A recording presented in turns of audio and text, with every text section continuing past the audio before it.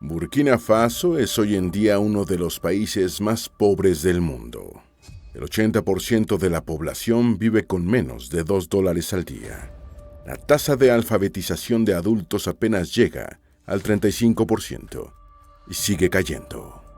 1 de cada 3 niños sufre desnutrición crónica. 1 de cada 5 muere antes de cumplir los 5 años. La esperanza de vida apenas alcanza los 62.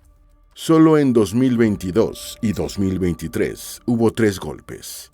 Es un estado sin salida al mar, sin industria, sin estabilidad. La historia no se construye con ¿qué hubiera pasado si?, con peros ni con quizás. Pero Burkina Faso carga con una sombra, la posibilidad de que su destino hubiera sido distinto si un hombre no hubiera sido asesinado en 1987, a los 37 años. Su nombre es Thomas Sankara, un soldado que rechazó sus privilegios, un líder que recortó los salarios ministeriales, que vendió los Mercedes de los políticos para comprar medicinas. Un presidente que lanzó la campaña de vacunación más ambiciosa de África, inmunizando a millones de niños contra el sarampión, la meningitis y la fiebre amarilla en solo 2 semanas, que construyó cientos de escuelas y centros de salud en apenas unos años.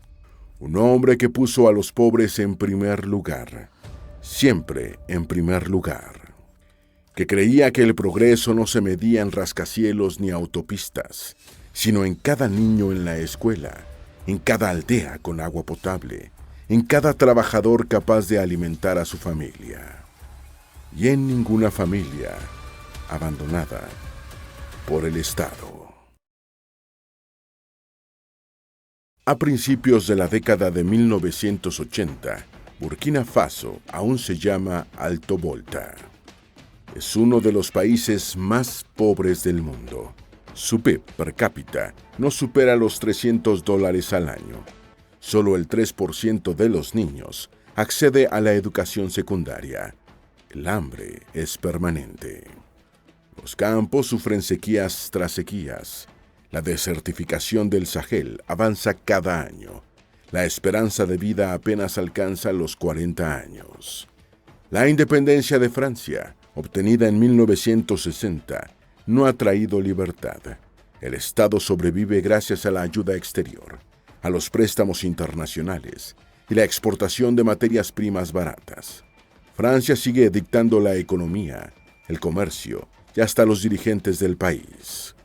Entre 1966 y 1983, 5 golpes sustituyen un uniforme por otro. El presidente Maurice Yameogo es derrocado por el ejército.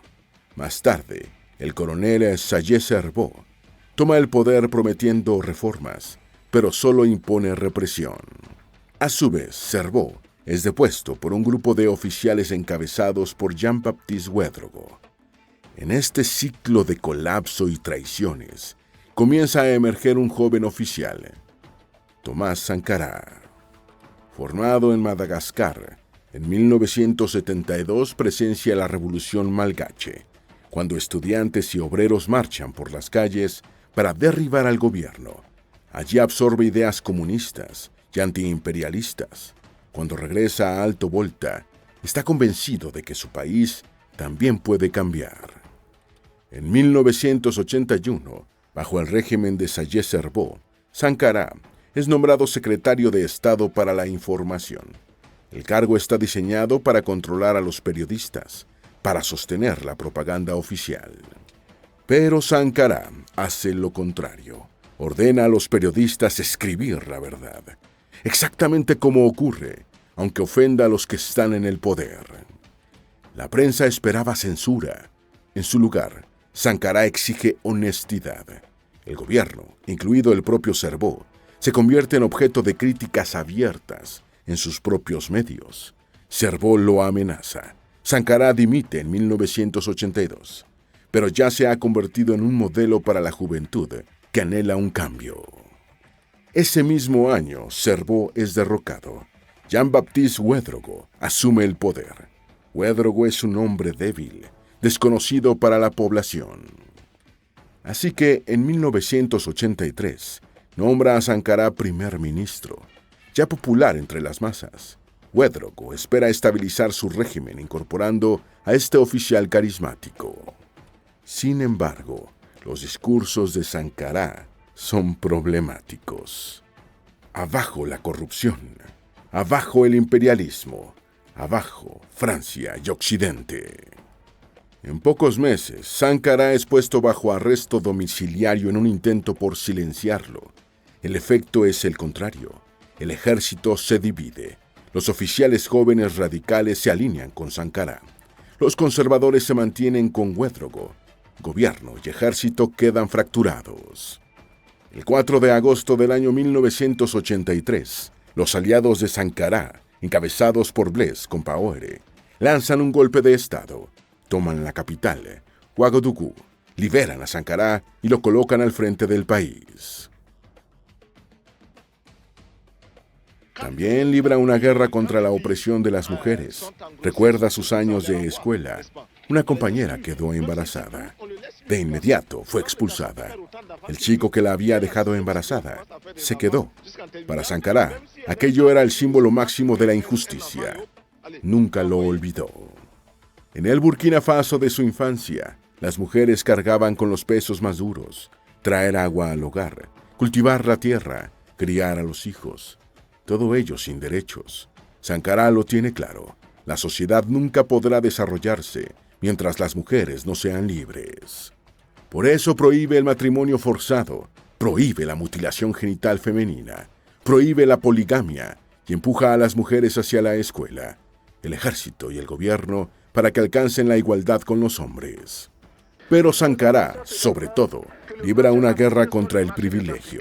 Recorta los salarios ministeriales, prohíbe la importación de artículos de lujo, exige autosuficiencia proclamando: consumamos lo que producimos, y si no lo tenemos, fabriquémoslo.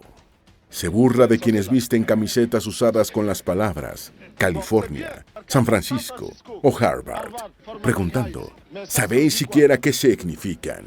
¿Por qué no usáis ropa burkinesa? Los funcionarios públicos, de hecho, ahora deben vestir algodón tradicional de Burkina Faso.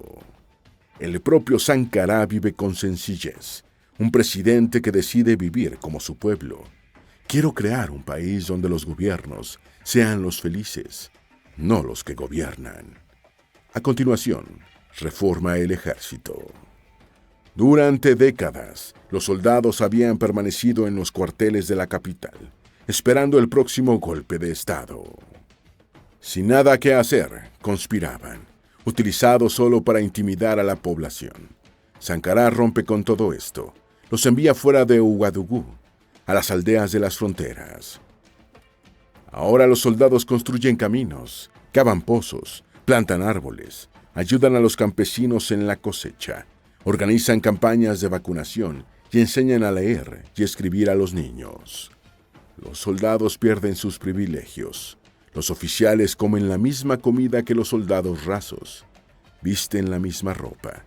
Todos cultivan juntos la tierra para alimentarse y reducir el gasto del Estado. Sin privilegios, sin grandes sueldos, sin uniformes ostentosos. Sankara repite una y otra vez: un ejército que no sirve a su pueblo se convierte en su enemigo. Por eso, convierte el servicio civil en parte activa de la doctrina militar. Recorta el presupuesto del ejército y redirige los fondos a escuelas y hospitales. Muchos oficiales se indignan. Han perdido las armas, han perdido sus privilegios. Con los soldados desplegados en los campos fronterizos, lejos de la capital, las conspiraciones se vuelven más difíciles. Los golpes de Estado dejan de ser probables. El ejército está ocupado sirviendo al pueblo, no tramando cómo derrocar al gobierno, y eso genera estabilidad. Al principio, Sankara rompe con todo lo que se espera de un presidente. Va al trabajo en bicicleta, a veces corre, una vez a la semana juega al fútbol con la gente, no tiene guardaespaldas con gafas oscuras. No hay limusinas que lo escolten, No hay muros entre él y la multitud. Sankara quiere demostrar que no está por encima de ellos, sino que es uno de ellos. Pero con el tiempo, esa sencillez se vuelve insostenible. Sus reformas radicales le crean enemigos por todas partes. Los terratenientes a quienes arrebató la tierra, los burócratas que destituyó, los oficiales que perdieron privilegios, los empresarios que se quedaron sin contratos, las potencias extranjeras a las que desafió. Los intentos de asesinato a su persona comienzan a multiplicarse. Su seguridad está cada vez más en peligro. La imagen de un presidente que camina o que pedalea entre su pueblo comienza a desvanecerse. Sankara, entretanto, libra su guerra contra el imperialismo, contra la dependencia. Se niega a pedir un solo centavo al Fondo Monetario Internacional o al Banco Mundial. Llama a la deuda externa una forma de esclavitud. Repite, quien te da de comer, te controla. Para él es simple. Los pobres no le deben nada a quienes un día los esclavizaron.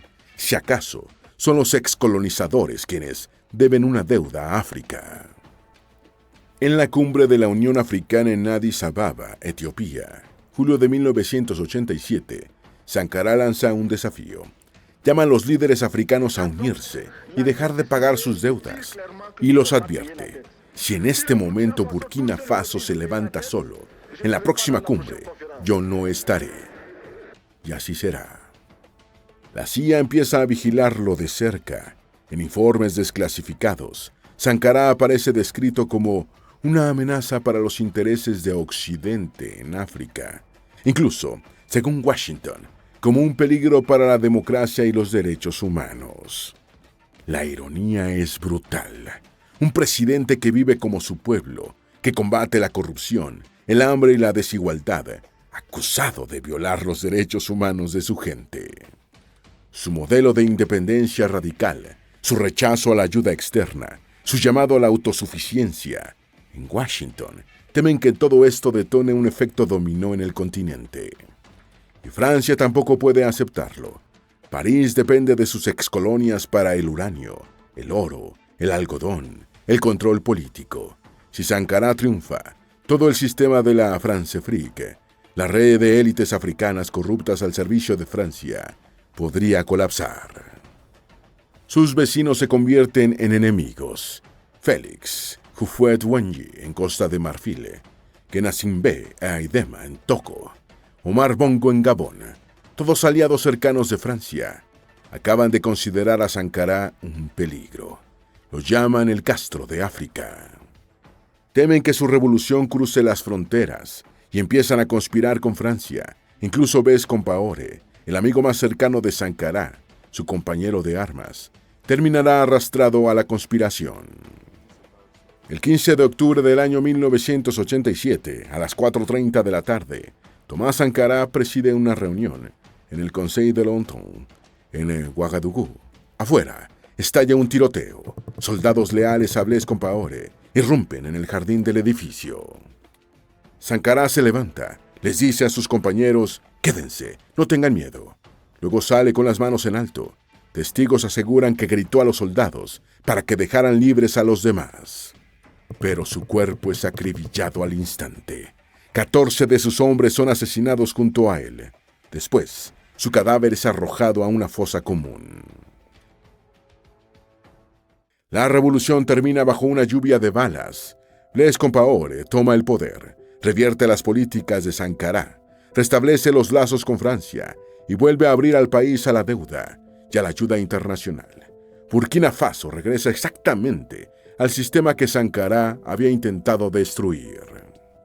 Cuando, tras su muerte, se inspecciona la casa de Sankara, el mundo queda sorprendido. Una vivienda modesta, por la que Sankara aún estaba pagando el préstamo hipotecario. 2 guitarras, 3 bicicletas, un coche Renault 5, ninguna fortuna, ninguna cuenta oculta. Esa fue toda la riqueza de un presidente, la prueba de que vivía exactamente como decía y como exigía a los demás. Su muerte deja un vacío. Muy pronto, Burkina Faso vuelve a la pobreza y la corrupción. Hoy sigue siendo una de las naciones más pobres del planeta. Niños mueren de hambre y de enfermedades. Un golpe sucede a otro. El país que soñó con la independencia se ha convertido en uno de los más dependientes de la ayuda externa en África. Aún así, en todo el continente africano, Sankara es recordado todavía hoy como el hombre íntegro. Su rostro aparece pintado en murales. Sus discursos son citados por estudiantes. Su nombre es invocado en las protestas. Es el símbolo de lo que pudo haber sido. Un líder que eligió vivir como su pueblo, que quiso construir un país donde los gobernados fueran los felices, no los que estaban en el poder. Podrás matar a un revolucionario, pero no sus ideas, dijo una vez.